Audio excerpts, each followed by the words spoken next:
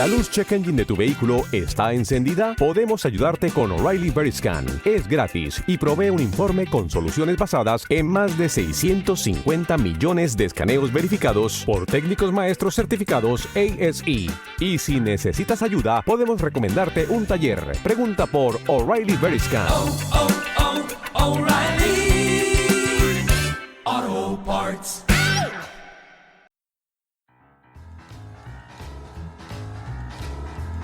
Hola amigos, bienvenidos a este tiempo de la radio dedicado a la historia. Hoy vamos a sumergirnos en una historia fascinante, llena de leyendas, secretos y símbolos. Los orígenes de la masonería. Antes de hablar de su llegada a España, retrocedamos un poco en el tiempo para entender cómo comenzó todo.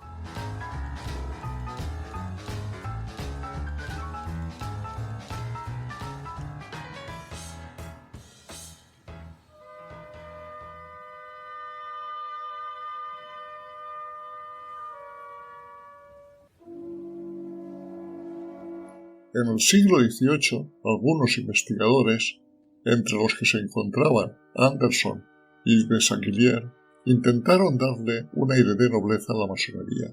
¿Cómo lo hicieron? Pues muy sencillo, inventando leyendas. Así, había quien decía que su origen había que buscarlo en el templo de Salomón, otros en los templarios o en los egipcios, e incluso algunos señalaban figuras como Jesucristo o Zoroastro.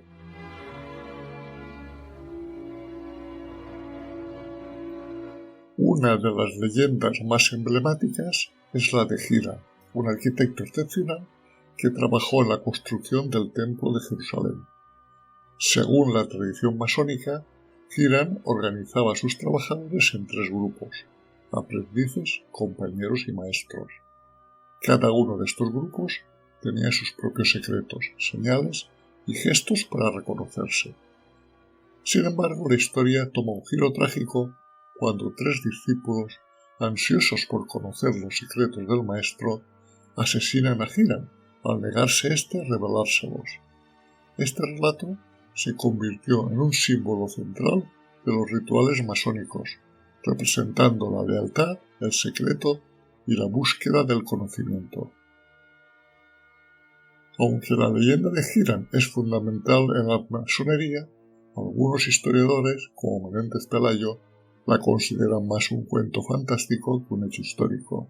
Además, muchos han intentado conectar a Hiram con grupos antiguos como los sacerdotes egipcios o los rosacruces e incluso los judíos.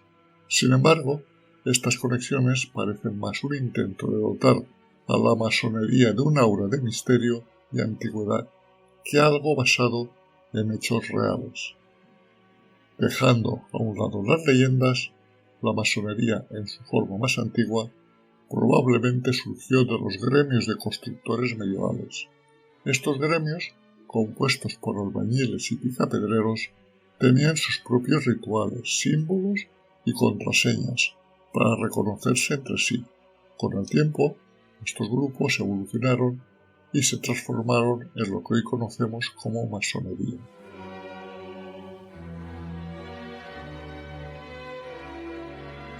Uno de los primeros en sugerir esta conexión fue el abate Grandinier, quien, basándose en documentos históricos de la Catedral de Estrasburgo, propuso que la masonería moderna tenía sus raíces en las antiguas corporaciones de albañiles y picapedreros. Grandinier descartó teorías más fantasiosas como que los masones descendían de los templarios o del Templo de Salomón, y se centró en evidencias concretas.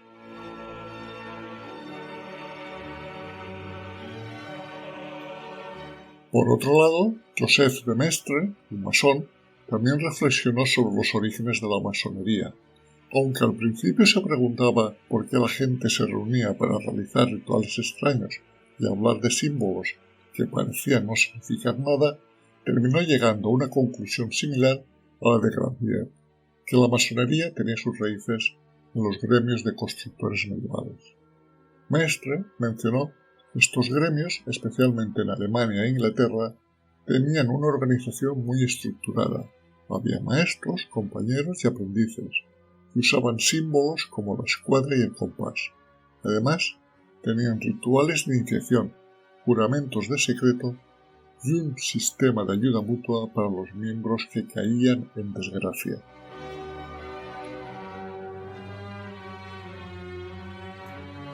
También otros historiadores y estudiosos como Finn de Licos apoyaron esta idea, concluyendo que la masonería actual no es una invención reciente, ni una orden de caballería disfrazada, sino una evolución directa de estos antiguos gremios de constructores.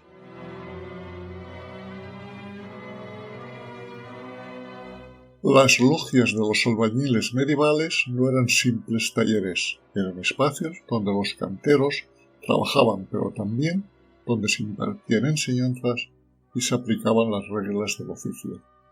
Todos los que se reunían en estas logias formaban parte de una cofradía, un club exclusivo que incluía desde los que pulían las piedras hasta los artistas que las tallaban y los maestros que dibujaban los planos. Para entrar en estas cofradías, el candidato debía ser libre de nacimiento, llevar una vida intachable y ser hábil en su oficio. La ceremonia de iniciación incluía despojarse de armas y objetos metálicos, vendarse los ojos y jurar lealtad y secreto ante el maestro de la logia. Los albañiles medievales no eran cualquier cosa. Tenían un estatus social bastante alto y se les consideraba más como artistas que como simples obreros.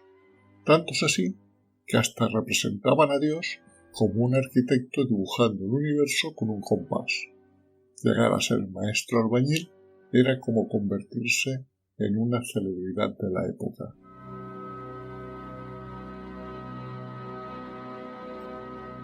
Las logias, a su vez, empezaban a estar organizadas. Tenían sus propios estatutos y hasta un sistema de justicia interno. Y, por ejemplo, el jefe de la logia de Estrasburgo era como el juez supremo de todas las logias con autoridad para resolver cualquier problema que surgiera entre sus miembros. Para que nos hagamos una idea, tenían una organización como si fueran un sindicato actual muy poderoso, que incluso les permitía moverse libremente en tiempos de guerra. Las logias no eran solo lugares de trabajo, pues con el paso de los tiempos se convirtieron también en lugares de enseñanza. Los masones tenían conocimientos secretos de arquitectura, basados en símbolos, y una especie de ciencia mística de los números, como por ejemplo el 3, el 5, el 7 y el 9, que consideraban sagrados. Para un masón, el compás, la escuadra, el nivel y la regla no solo eran herramientas de trabajo, sino que representaban valores como la sabiduría, la fuerza y la belleza. Además, en sus reuniones todo estaba lleno de simbolismos. Daban 3 golpes para entrar, brindaban con 3 sorbos y hasta los banquetes terminaban con una plegaria. Todo esto creaba un ambiente de hermandad y misterio. Pero claro, con el tiempo la cosa se fue liando. Resulta que empezaron a colarse en estas logias otras personas que no tenían ni idea de albañilería. Hablamos de abogados, médicos, comerciantes y hasta aristócratas, a los que llamaban masones aceptados, es decir, algo así como este no es un albañil, pero lo aceptamos en nuestra organización, y con el tiempo estos masones fueron los que cogieron el poder.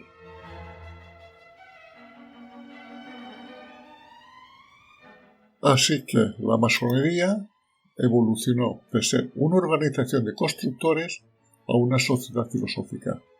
La Gran Logia de Londres, fundada en 1717 como fusión de las 4 logias existentes en Londres, marcó el inicio de la masonería moderna. Para dejar las cosas claras, poco después, en 1723, redactaron la primera constitución masónica, en la que se contemplaba que los integrantes debían evitar discusiones entre ellos, especialmente sobre temas delicados como la religión, la política o las nacionalidades. La armonía era lo más importante. En resumen, la masonería del siglo XVIII era como un club de gentes que quería hacer el bien, respetarse y llevarse bien, algo bastante avanzado para su tiempo. Aunque la masonería tenía fines humanitarios, con el tiempo surgieron un montón de ramas y grupos raros, algunos muy místicos, otros más políticos, y hubo hasta charlatanes y aventureros que se colaron en el movimiento.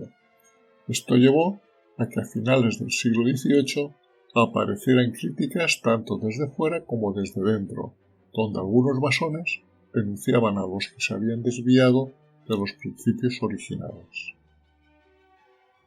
La masonería tuvo una influencia significativa en movimientos históricos importantes, tales como su apoyo a la independencia de Estados Unidos, a la Revolución Francesa, adhiriéndose a los ideales de libertad, igualdad y fraternidad, y también tuvo su papel en los procesos de emancipación de Hispanoamérica.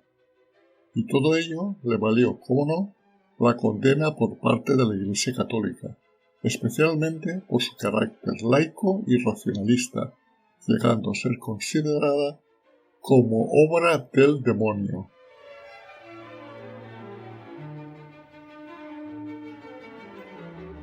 Veamos ahora cómo la masonería se desarrolló por España. Al igual que en el resto de Europa, desde la Edad Media, los albañiles y constructores dejaban sus firmas en las piedras de los edificios que construían. Es lo que se conoce como las marcas del cantero. Eran como un sello personal que usaban para identificarse y que pasaba de padres a hijos. A diferencia de lo que pasó en otros lugares, en España los constructores no se asociaron ni crearon logias, por lo que no podemos decir que fueran el inicio de la masonería española, a pesar de que hay algunos autores que van mucho más allá y sin pruebas afirman que en 1492 los judíos usaron a los masones para organizar revueltas e incluso llegaron a decir que los masones ya existían en tiempo de los visigodos. Todas estas teorías son exageradas y no tienen mucho sentido, ya que no están basadas en hechos históricos.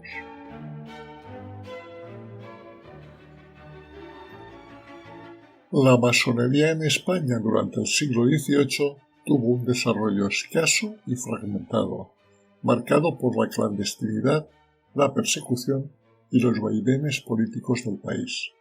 La primera logia masónica de España surgió en Madrid en 1728, 11 años después de la Gran Logia de Inglaterra. Por aquellos años, la masonería estaba empezando a expandirse fuera de Inglaterra, y España fue el primer país en el continente europeo en solicitar la fundación de una logia regular. La historia de la logia comienza con un grupo de masones ingleses que residían en España y querían traer la masonería al país de forma oficial. Aunque el duque de Wharton tuvo un papel clave en su fundación, en realidad fueron los propios masones residentes quienes tomaron la iniciativa. Esta logia recibió varios nombres a lo largo de su existencia. Originalmente pasó a conocerse como las Tres Flores de Lis, porque se reunían en una posada francesa con ese nombre en la calle ancha de San Bernardo. Sin embargo, cuando sus miembros solicitaron su reconocimiento oficial, pidieron que se registrara bajo el nombre de Logia de Madrid, aunque históricamente también se la conoce como la Matritense.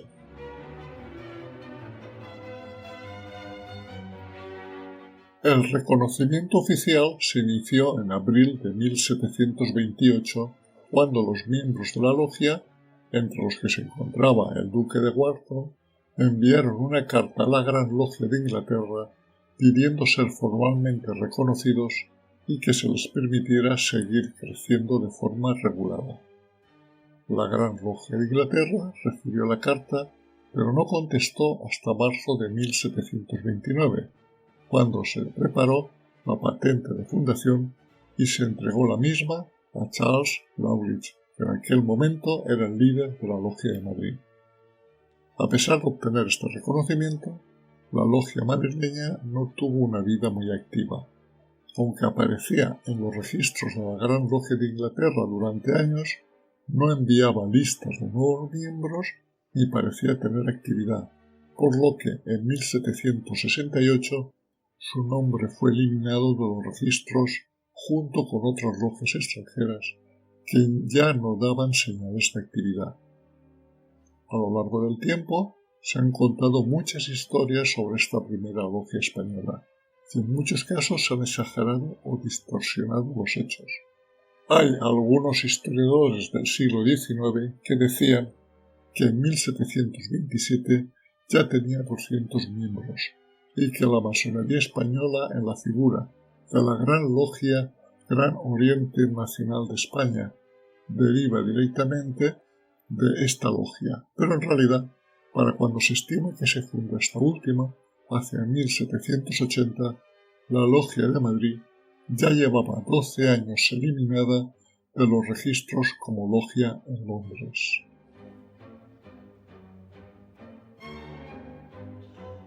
Aunque podemos dudar de su papel en la fundación de la primera logia masónica en Madrid, lo que es cierto es que el duque de Wharton estuvo involucrado en ella.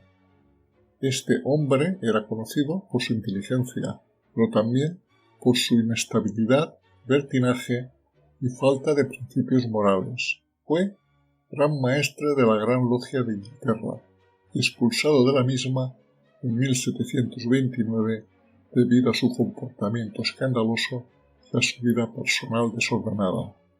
Wharton tuvo una vida política y personal caótica. Apoyó al pretendiente jacobita Carlos Eduardo Estuardo.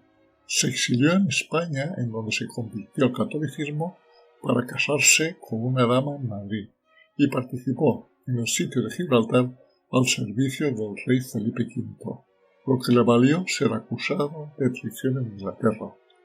Tras una vida de deudas, exilios y fracasos, murió en 1731 en el monasterio de Poblet en Cataluña, donde fue enterrado. Aunque su papel en la masonería fue breve y controvertido, Wharton es considerado hoy como una figura clave en la introducción de la masonería en España. Después de la Logia de Madrid, una de las primeras logias masónicas en el continente europeo fue la de Gibraltar, de la que tenemos constancia de su existencia ya en 1729. La cosa empezó cuando un grupo de masones militares en Gibraltar enviaron una solicitud al gran maestre de la Gran Logia de Inglaterra pidiendo permiso para formar una logia masónica. No se tiene constancia de cuándo se envió dicha solicitud. Lo que sí se tienen datos es sobre la respuesta afirmativa, que fue en 1729, autorizando la creación de la Logia de Gibraltar, que se llamó Logia de San Juan de Jerusalén. Con el tiempo, el ejemplo de Gibraltar se expandió rápidamente y para mediados del siglo XVIII ya había un gran número de logias militares en todo el mundo dependientes de la Gran Logia de Inglaterra.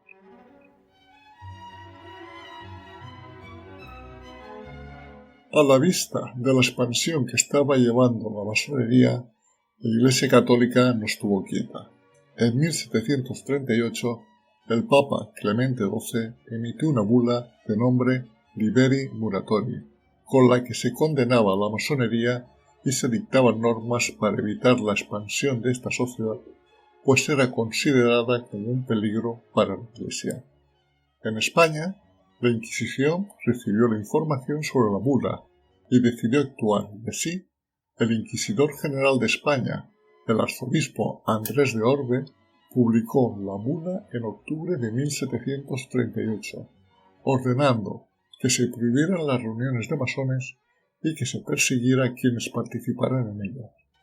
La bula se leyó en iglesias y se fijó en lugares públicos bajo pena de excomunión y multas para quienes la desobedecieran. Un punto importante de esta bula es que en la misma se reconoce no saber exactamente qué era la masonería ni cuáles eran sus objetivos. Sin embargo, aun a pesar de esta falta de información, la Iglesia decidió condenarla y perseguirla, lo que refleja el clima de sospecha y temor hacia cualquier grupo que pudiera desafiar la autoridad de la Iglesia. Unos años después, en 1751, por si el tema no estaba del todo claro, Benedicto XIV proclamó la bula Providas Romanorum Pontificum, reafirmando y ampliando las condenas previas contra la masonería establecida inicialmente por Clemente XII, prohibiendo expresamente a los católicos el participar en logias masónicas bajo pena de excomunión inmediata. Y la monarquía española también prohibió la masonería, como lo hizo Fernando VI, quien, el 2 de julio de 1751, proclamó un decreto prohibiendo las congregaciones de los francmasones.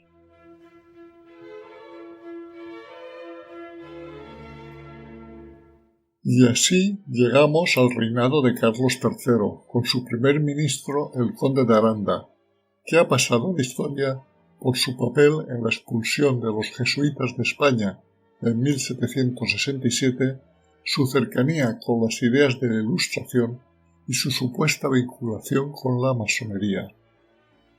Para algunos, Aranda fue iniciado en la masonería durante su estancia en París como embajador de España.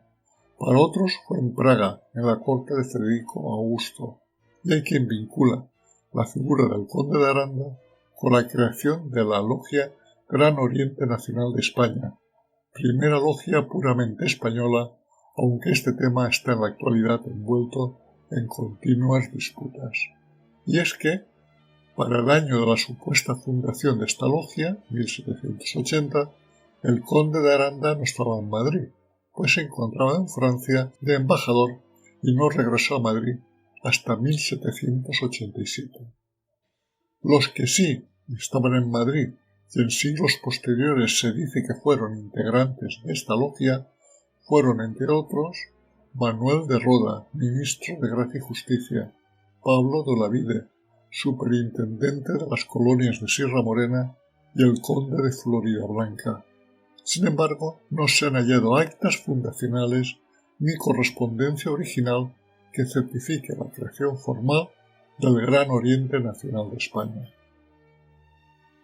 Todo ello nos lleva a una sabia prudencia sobre la existencia formal de esta logia, aunque en años posteriores el mundo masónico español considerara 1780 como su año fundacional, simbolizando su lucha por la regularización frente a la represión política y religiosa.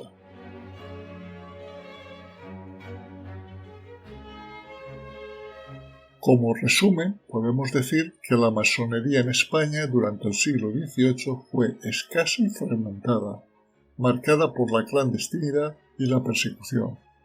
A diferencia de otros países europeos, nunca representó una amenaza política o religiosa significativa.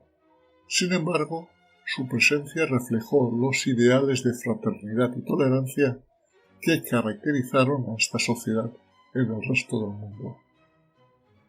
Y así llegamos al final de este recorrido por los inicios de la masonería, una historia llena de luces y sombras que nos invita a reflexionar sobre cómo las ideas pueden trascender fronteras y épocas para intentar construir un mundo mejor.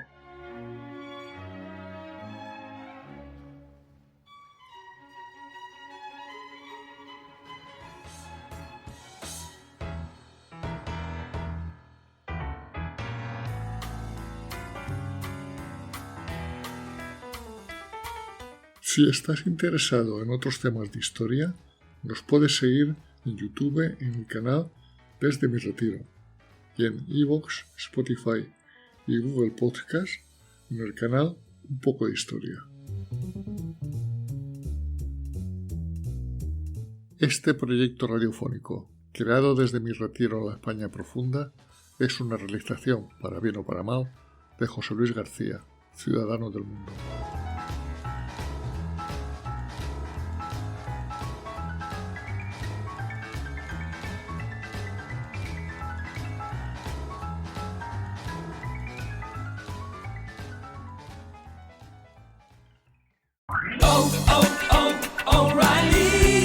¿La luz check engine de tu vehículo está encendida? Podemos ayudarte con O'Reilly Veriscan. Es gratis y provee un informe con soluciones basadas en más de 650 millones de escaneos verificados por técnicos maestros certificados ASE. Y si necesitas ayuda, podemos recomendarte un taller. Pregunta por O'Reilly Veriscan. O'Reilly Auto Parts.